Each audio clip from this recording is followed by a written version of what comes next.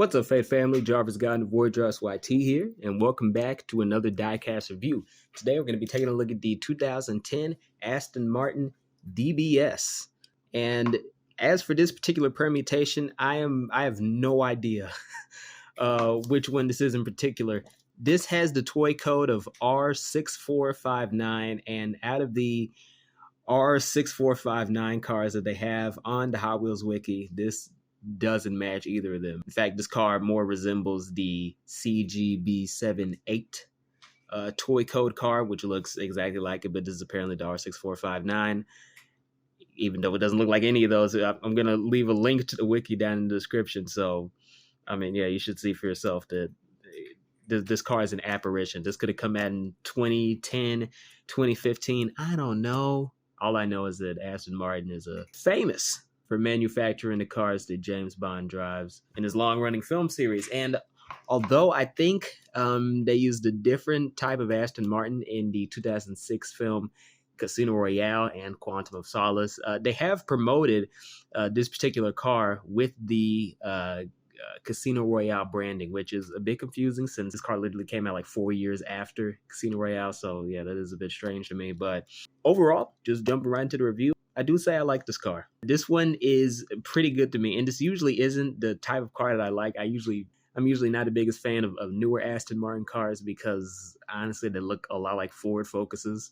You know, when you look at them from the front, because I don't know, maybe I'm retarded, but I genuinely cannot tell the difference between the front of like a Ford Focus and the DBS Volante.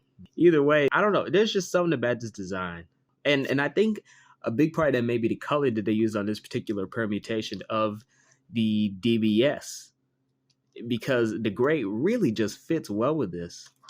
I'm not entirely sure what it is. It may just be because a car like this was showcased in Casino Royale, and I'm just more used to seeing this type of car in the gray color. But it's just something about how the car is shaped and how well the gray just sort of fits it like a glove.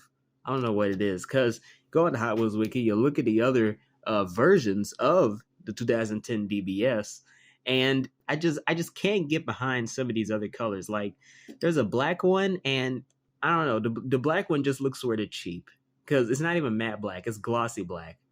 Again, I think this car really just benefits from its paint job. So if you get it in black, you're probably not going to be the happiest with it. If you get it in gray, then you know what, the whole car, despite not having changed in shape, really just, I don't know, comes alive in a whole new way. Now, since this is based on a real world car, there's not a lot that I can fault the designers at Mattel and Hot Wheels for.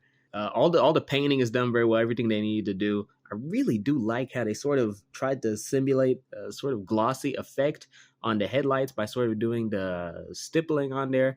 Really do appreciate that. There's really not much painting on the back except for the Aston Martin logo and the DD5 sort of emblem there, but there's no red on the taillights. Not a lot of Hot Wheels have painting on the taillights, and they already did a decent job of what little they had. With how small what they had to print was, I think overall they did a decent job with the printing. So that's really the only thing that Hot Wheels had real control over, and that's something I do commend them for with this car. You know, there's nothing to complain about. Sometimes that's all you can ask for. Either way, when it comes down to it, this is a very faithful recreation of an iconic car, and they were able to translate it very well to a 1/64 scale. So good job, Mattel. Good job, Hot Wheels. Yeah, this is probably the closest I'm going to get to filleting you guys outside of the Maelstrom review I did last year. So either way, in terms of recommendations, I say that if you're a James Bond fan, I definitely pick this up. This is a really good car to have in your collection, especially the ones that are specifically marketed as Casino Royale or that were originally in the James Bond packs of cars. That would be a definite recommend. This is a very high quality casting, and it would fit right into your Bond collection.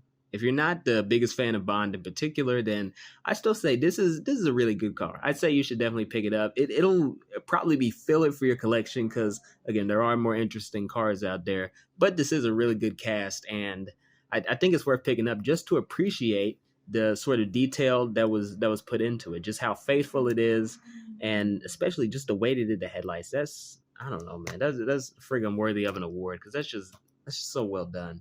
You know. Either way, that's my review of the 2010 Aston Martin DBS. Overall, a very good car with a lot of good elements, and I really don't have anything bad to say about this. It may be somewhat of a stock standard diecast car, but it does stock standard very well. So yeah, I've been your host, Jarvis Godden. Thank y'all for watching, and as always, giggity giggity, giggity goo. Stick around.